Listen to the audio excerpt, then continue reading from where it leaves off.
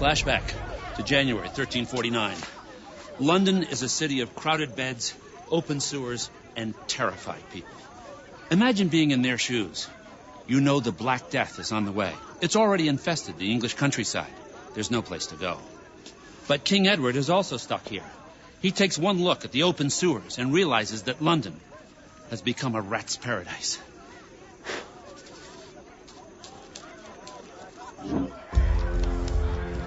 The king fires off a written complaint, delivered to the Lord Mayor of London by royal messenger. The streets and lines through which people have to pass are foul with human feces, and the air of the city poisons with a great danger of men passing, especially at this time of infectious disease.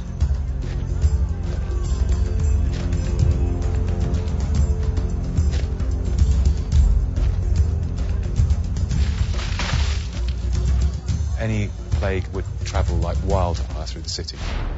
If you can imagine 60 to 80,000 souls crammed into the square mile of the city, you would have to think very, very narrow alleyways, people living cheek by jowl, very, very high population density. Barney Sloane manages archaeology projects at the Museum of London. Today, he reveals a special collection average visitors never see. This is the storage area for all of the excavated skeletons from the whole of Greater London, archaeologically excavated. There are something like 18,000 individuals stored here. We're keeping them here so that we can do analysis on them. This one is a burial from one of the Black Death graves.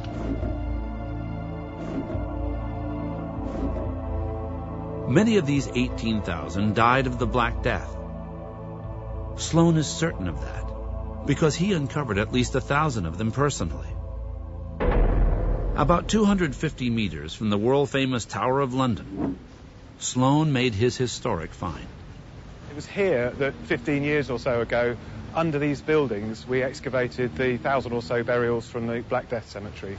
There are probably hundreds still under there somewhere. It was the first mass plague pit ever uncovered. Sloane was stunned by the sight.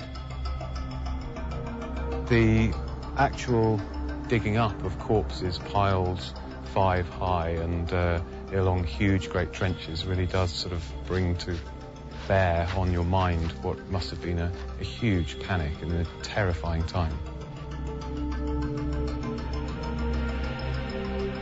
Along with the human skeletons were those of the creatures who brought death to countless doorsteps.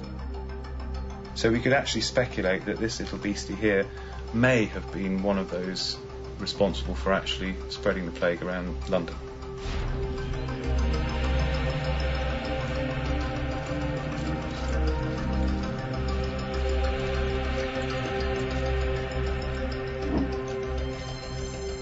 By January 1349, half of London's population is dead.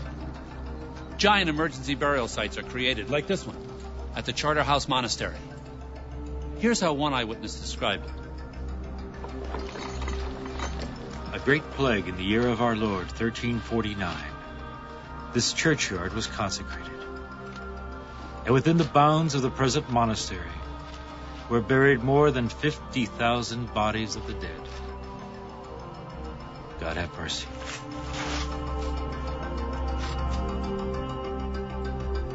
Medieval grave workers considered it their right to pocket any valuables found on the deceased. But Sloane has found that during the Black Death, the diggers kept their hands on their shovels. Found on one corpse is a small fortune in coins. Which meant that they didn't really want to search him too closely. And it gives an image of what it must have been like to have the job of burying these people at the time.